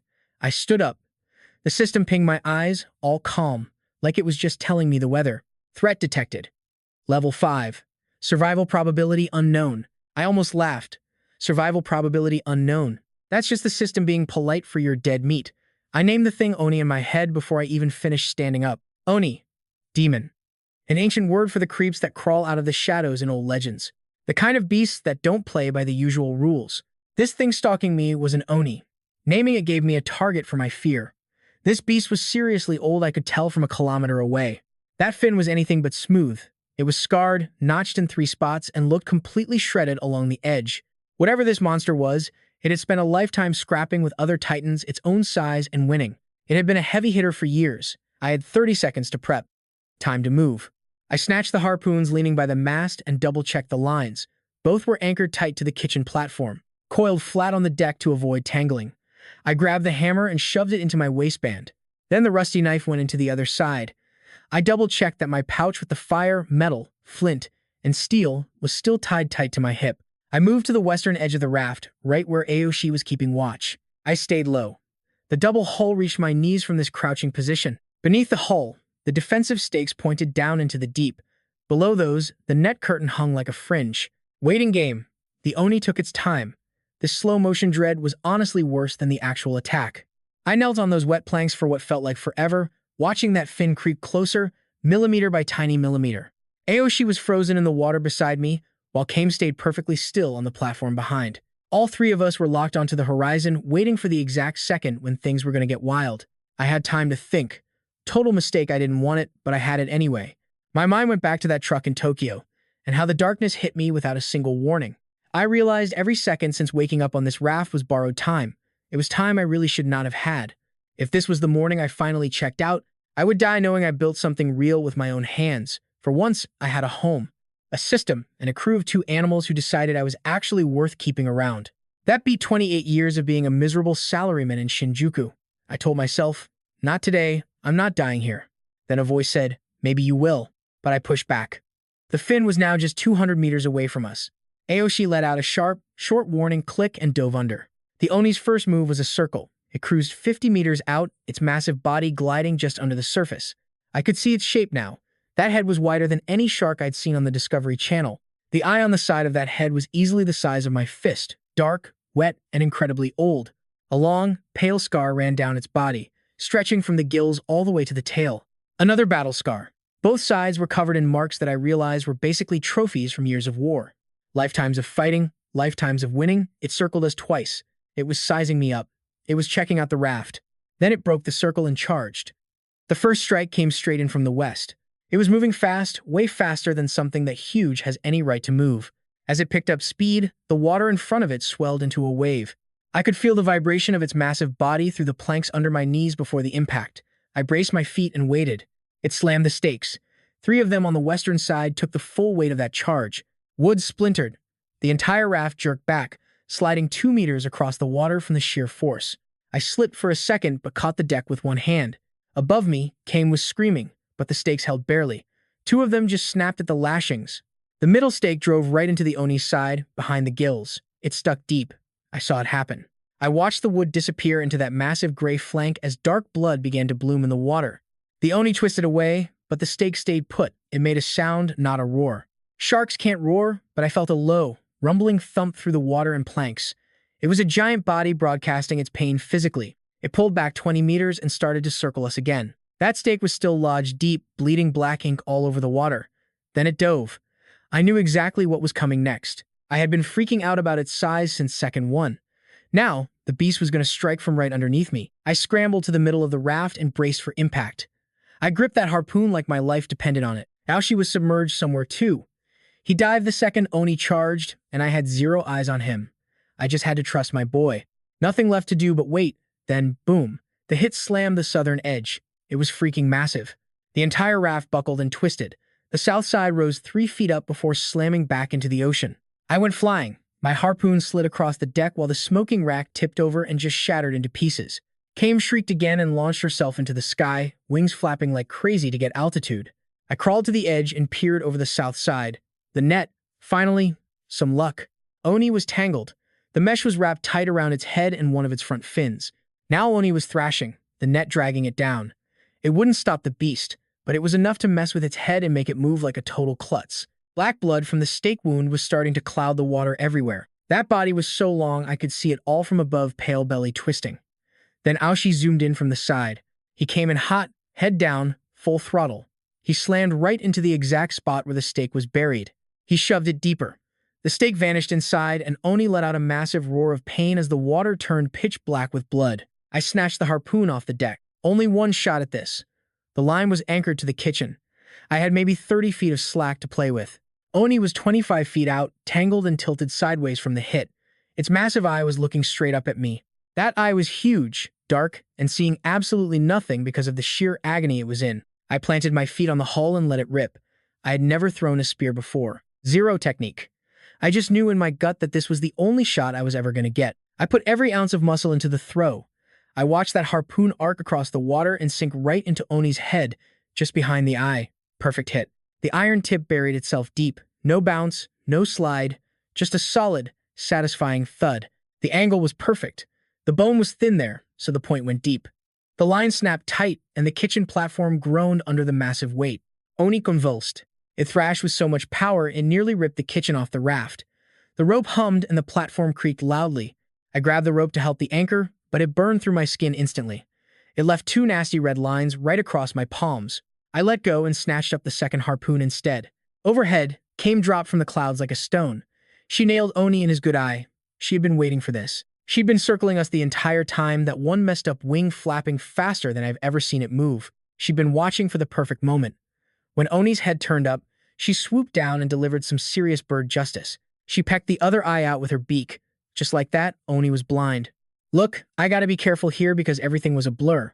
But that eye was huge, and what happened next was wild. Kame's beak was razor sharp. Suddenly, a weird pale cloud exploded in the water around Oni's head. It wasn't blood, it was something else entirely. After that hit, Oni started moving in a totally different way. No longer aiming for the raft or Aoshi. He wasn't aiming for anything specific. He was thrashing wildly, tail sweeping empty water and jaws snapping at thin air. He was blind. Aoshi realized it before I did. He popped up on the west side and started making these weird clicks and whistles, fast, urgent stuff, like he was barking out orders. Then he started pushing. He pushed Oni toward those southern stakes.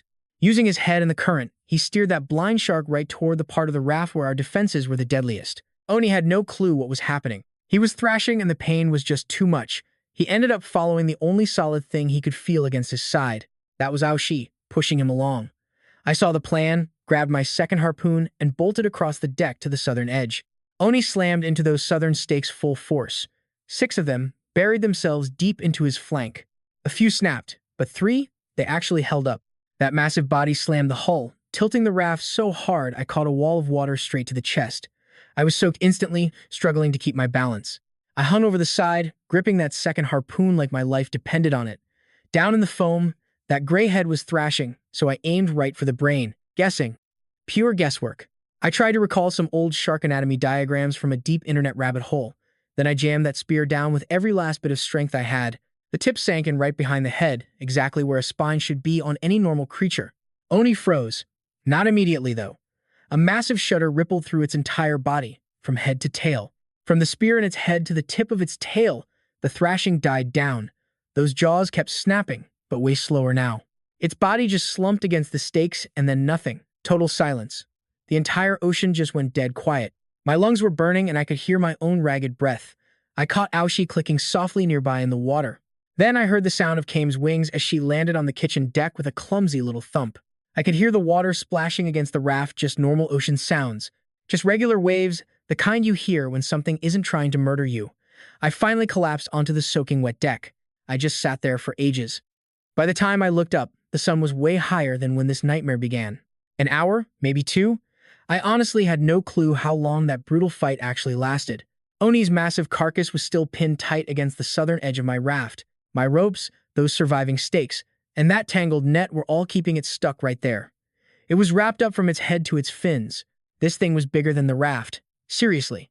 I paced the edge and Oni stuck out past the corner by nearly 2 meters. Think about that. This beast was literally bigger than my house. Dead. Taken down by a guy, a bird, and a dolphin. I sat on the kitchen deck, hands in my lap, and just started shaking. It wasn't the cold, it was the adrenaline. I just let the shakes happen for a while. I definitely earned this moment. Aoshi swam up to the side and gave me a click. I reached out, resting my hand on his head and just leaving it there. I didn't say a word. He didn't need me to. He hung out there by the edge for a long time, breathing slow. I could see his blowhole clearly in the morning light as his body rose and fell. Kame hopped over and let out this soft little rasp I had never heard.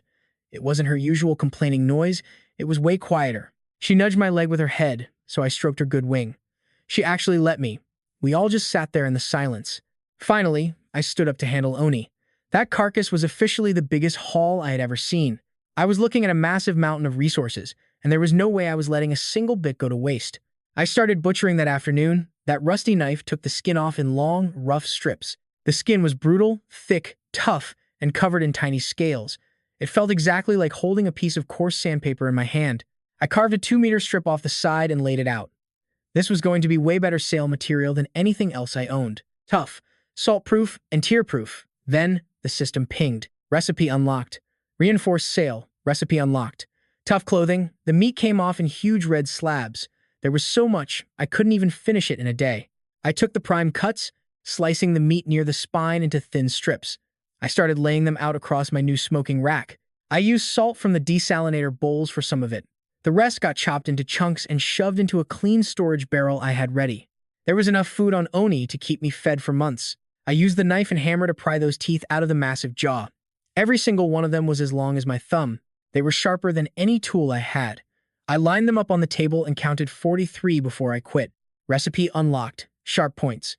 I would deal with the bones later on. They were going to be tools, weapons, and frames for stuff I hadn't even dreamed of building yet. Real talk, the liver was the real jackpot.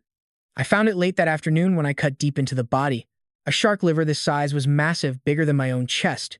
It was dark, dense, and literally dripping with oil. I chopped it into chunks and melted it down over the fire pit that night. Pure shark liver oil dripped out, a slow stream of dark gold liquid that I saved in a jar. Recipe unlocked. Oil lamp, recipe unlocked. Soap. Now I have light at night. I can actually wash up. 2 more steps toward being human again. I ground it out until the sun set. Then I lit a cloth wick in a clay dish made from shards, soaked in oil, and had a working lamp by dark. The flame lit up the kitchen deck, my table, and even the corner where Kame was crashing for the night. Soft, warm glow. The very first artificial light I have seen on this raft since the day I died. I sat there eating smoked meat while watching Kame settle in. The slow heat had already started curing the stuff. Aoshi was chilling in the water right by the raft. I could hear him breathing through the floorboards every minute. I went back to check on Oni's massive carcass one last time before bed. I'd been stalling on the final part because I was terrified of what was inside, the stomach. I sliced into the gut with my rusty knife and sludge spilled out across the deck. I held the lamp close and started digging through the mess. Bones. The first things I pulled out were animal bones. Fish skeletons. A long rib from something dog-sized. Even the tiny skull of a bird like my girl Kame. Then I saw them. Human remains. A jawbone was first. No mistaking that shape, with those flat teeth still in the bone. Then a broken skull. Then a femur snapped right in half. These weren't from one person. There were way too many leg bones for just one body. 2 skull fragments didn't even match up. Oni had been snacking on people. A lot of people. For a long time. Years, probably. Maybe decades. This was a seriously old shark. He'd been hunting these waters forever. And whenever he found survivors on rafts like mine, he just inhaled them. That note from the dead guy Aoshi found weeks ago, beware the big shadows. They show up week 3. That message came from one of these victims. He was a survivor just like me. He tried to warn me. He was totally wrong about my 3rd week, though. I am way past that and Oni just showed up. Or maybe he was right and I'm just lucky. I kept digging. Among the bones, I found something weird. This was man-made. A metal oval, a bit bigger than the first token Aoshi brought me back then. Same weird gray color, same surface that refused to rust. One side had that same mystery writing, but with different symbols. A totally different message from the first one. Tangled around the metal, stuck there by stomach gunk, was a piece of cloth. Actual cloth, not a scrap from a sail or canvas, not some rags from a dead man's drifting raft. This was woven fabric, made by people with real looms and dye and deliberate patterns. The scrap was small, maybe hand-sized. It had a pattern of red and dark blue stripes in a perfect row. Decorative, made on purpose. Made by someone who actually cared what it looked like. Worn by a real person. Someone alive recently enough that the fabric was still cloth and not just pulp. I held the metal piece in one hand and the scrap of cloth in the other. I stood perfectly still on my deck in the soft yellow glow of the new oil lamp. Someone who could weave patterns was eaten by Oni, and since it hadn't rotted, they were here recently. Alive. Wearing clothes. Using written language incapable of refining metal. Then, sometime lately, they ended up in the same patch of ocean as a giant monster shark, and the shark won. I gripped both items tight. There are people out here. Real people. People who live somewhere with real fabric and metal and writing. People who were alive until they crossed paths with something they couldn't kill. And I just took that thing out. I sat on the kitchen floor with the lamp burning and those 2 artifacts in my hands. I stared out into the pitch-black water. Aoshi surfaced once, made a happy little clicking sound, and then dived back down. Kame was already fast asleep with her head tucked under her wing. Tomorrow is going to be full of some pretty heavy-duty decisions. Tonight I just sat with my lamp and these bones and metal scraps just trying to wrap my head around how huge the world suddenly felt in front of me. Woke up the next morning to a completely different world. I knew it before I even blinked. I could feel it in my body. No more bracing or curling up, I was just actually lying there. That constant buzz of fear that had been haunting me for weeks was finally just gone. I could feel its absence, like when a loud noise finally stops, something you only notice once it is gone. I sat up slowly. Every single muscle was screaming. My palms were 2 raw red lines from those rope burns yesterday. My right shoulder was seriously aching from that massive harpoon throw. I had a cut on my forehead I didn't even remember getting, but honestly, I didn't care. Oni's body was still tied to the south side of the raft. In the morning light, it looked smaller. Not because it actually shrank, it is just that yesterday, it was a terrifying sea god coming for me. Now it was just meat and bone and his story to tell. The dead always look smaller than the living. I hit the shower first. I had rebuilt that thing on the southern corner during my rebuilding week. The tank up top was nearly full from the new desalinator. I stood under it and pulled the peg, letting warm water wash over my head, shoulders, and back. I scrubbed my arms and chest until all the dried blood, salt, and Oni's gross stomach fluids from last night finally washed away in the runoff. I held my face up to the trickle, letting it run over my eyes and right into my mouth. I actually had soap now. I made the first piece that morning before doing anything else. While the water in the tank was still heating up, I mixed some Oni liver oil with campfire ash in a wooden bowl just like I remembered from some random documentary I had watched a long time ago. I mashed the mixture with my fingers until it became a thick gray paste. It was messy, but it definitely lathered up on my skin. Super basic. Smelled like fish. But hey, it was soap. Real soap. The kind that actually gets the grime off instead of just rinsing it away.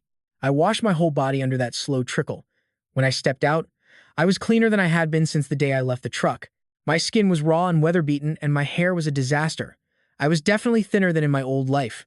I had dropped some serious weight on this raft. Fish and bean sprouts weren't exactly my childhood diet, but I was clean. Kame was sunning herself on the greenhouse roof. She had her wings spread wide to catch the light, just like seabirds do when they are drying out their salty feathers. And for the first time since I met her, she actually looked like a healthy bird. The crooked wing was still busted, but her feathers were sleek. She was holding that bad wing as wide as the good one. In the morning light, you could barely tell. Aoshi was right there beside the raft. He stayed by the raft all night, I think. He surfaced when he saw me, made a happy click, and rolled over to look right up at me. I went over and crouched at the edge, resting my hand on the side of his head. He pushed right against my palm. We stayed like that for a while before I made breakfast at the table. Smoked Oni meat. The strips from yesterday were perfectly cured after a night on the rack, plus a bowl of fresh greenhouse beans. These were the first beans I'd successfully harvested since opening the seed barrel. I sat on my stool with Kame at the other end of the table eating her share, while Aoshi clicked softly in the water below. It was the best meal of my entire life. I am not even exaggerating. No meal in my life, not even the ones I had with my mom and dad back home in Yokohama, could touch this. Forget those Shinjuku dinners after work or the fancy restaurants I visited for special occasions. None of them even compared to this. Nothing came close to this simple breakfast on my raft, the morning after I took down that demon of the deep. I just sat at the table for a long time after I finished my food. I was thinking about something, that kind of thing you are thinking about but aren't ready to admit yet. I was thinking about that metal piece and that strip of cloth. I had laid them both out on the kitchen table right beside my breakfast. Those two metal tokens, the one Aoshi brought and the one from Oni's gut, just sat there side by side. That red and blue striped cloth sat right next to them. I was just staring out, thinking about how my life looked. I had a literal fortress, months of food, 3 desalinators pumping out more fresh water than I could even drink. I had a bird for the sky and a dolphin for the deep. Plus, our bond was forged in battle and literal hell. I had a garden growing real food, and man, I even had soap. I had a lamp that would kill the darkness. 2 harpoons, a hammer, a knife, and 43 teeth from the biggest beast in these waters, all ready to become sharp points and new tools. I could stay. Just chill on this raft for a really long time. Maybe forever. Fishing every morning, gardening all afternoon, then sleeping with the lamp burning low. Aoshi would keep sharks away. Kame would keep an eye out for debris. Fresh water would keep flowing as long as the sun rose. I built a life that was actually sustainable, unlike my old salaryman life. I finally built something that worked. I could stay, but I knew I wasn't going to. I knew it the second I grabbed that metal token from Oni's stomach last night. Maybe I knew the moment Aoshi brought me the first one. My gut made the call days ago. I just hadn't realized it yet. There are actually other people out there. People who build things. People who weave patterns. People with a written language I've never even seen before. And I was a man. A man. Not some survivor, not just a body that figured out how to stay alive. A man can't just live next to proof of a civilization and not go check it out. I picked up the strip of cloth and held it in the light. The red and blue stripes were in a totally new pattern. Not Japanese, not Chinese, not anything. But someone actually cared. Someone chose those colors. Someone used a loom and wove those stripes because they thought it looked better than plain stuff. That effort was the most human thing I'd felt in this whole world. More human than my own reflection in the desalinator water. I had to go find them, even if they're dangerous, even if they speak a language I can't learn, even if we're different. I had to go see. I stood up from my table. Kame was watching me. I think she knew. Animals understand things in a way that doesn't need any words at all. She tilted her head and made a little inquiring noise. "We're going," I said to her. I got to work immediately. I spent most of the morning finishing everything needed before the raft could move. I cured the skin from Oni's flank I had laid out yesterday. It was basically dry, way tougher than canvas, rough on one side and smooth on the other. I cut it into the shape of a real sail, then rigged it right to the mast. The mast was still the same broken stub from day one. I lashed a long pole to it as an extension, effectively doubling the entire height. The new sail caught the wind the second I unfurled it. The raft jerked forward half a meter before I grabbed the rope and held it. This reinforced Oni skin sail was 3 times stronger than my old canvas one. It was definitely going to handle some real wind. I built a real rudder on the back of the raft. I've been using a paddle until now, which worked for short trips, but was useless for a long voyage. The rudder was just a flat plank tied to a vertical pole. It was set in a bracket on the back so I could steer it from the mast. It's crude, but it'll hold a course. I packed up everything that needed to go. Smoked meat went into 2 sealed barrels. The dried beans went into a cloth pouch. All the water went into my biggest sealed containers. 3 of them, almost full 10 days of water even if the desalinators die completely. The metal pieces and cloth went into my pouch beside the flint and steel. The harpoon stayed by the mast, knife on my belt, hammer in my waistband, lamp and oil in the kitchen area. I left some things behind. I left the smoking rack behind. I'll just build another one. I ditched the bigger water maker, the one glued to the deck. It would be a nightmare to fix if I broke it. Plus, I scrapped the heavy construction junk I'd been hoarding. The iron rings and massive metal bits had to go. I needed this raft light and fast for travel.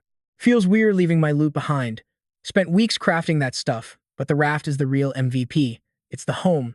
Everything else is just baggage. The raft and I stay together. Mid-morning hit. We were finally ready. Then I waited for Kame. Time to fly. Sending her up was easy, just a simple signal. I stood by the kitchen, pointed at the clouds, and gave her the signal. The Go Scout for Land sign I had been teaching her all week. She gave me a grumpy squawk. The "I am tired and just woke up" vibe. Totally relatable. Then she bolted. 2 hard flaps and she was soaring, climbing way higher than I'd ever seen her go before. She was really pushing it today. She totally knew this was important. She had been watching me pack. She knew this morning was different from all the other boring days at sea. She climbed until she was just a speck against the blue. Then she leveled off and started circling the raft in these huge, lazy loops. Way bigger than her normal scouting routine. She was looking deep. She stayed up there for nearly an hour. I sat there shading my eyes, tracking her every move. Aoshi was right there with me, eyes locked on the sky. He floated on his side, one eye out of the water, watching her speck against the blue. Neither of us moved a muscle. We were both just waiting. Finally, she started her descent, gliding back from the northwest in a long, slow curve.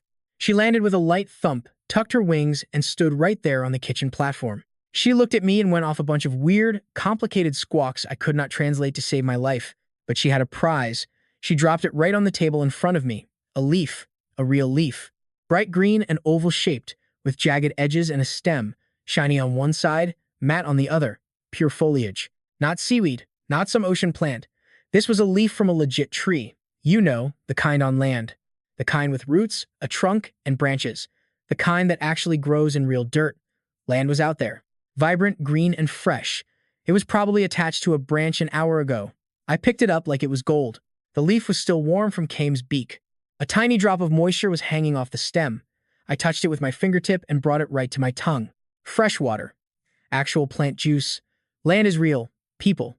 Land is out there, and Kame made the round trip in an hour. That means it is maybe 15 to 20 kilometers away. Max.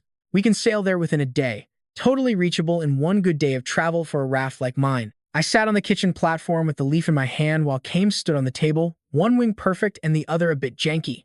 And honestly, I just started laughing. Hard. Quietly at first, then a bit louder. The kind of laugh you get when you just can't keep the hype bottled up anymore. Aoshi let out a long, happy click from the water.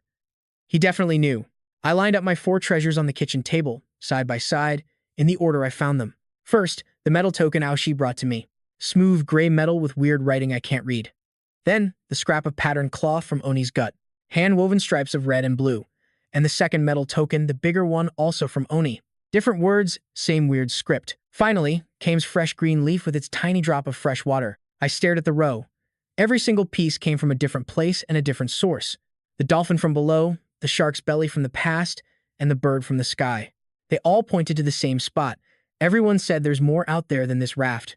They were parts of the same answer. I stood up. I grabbed the rope for my new reinforced sail. Time to move. I headed to the rudder and gripped the steering pole tight. I looked west, right where Kame flew in from, and I let the sail drop. The wind was perfect that morning.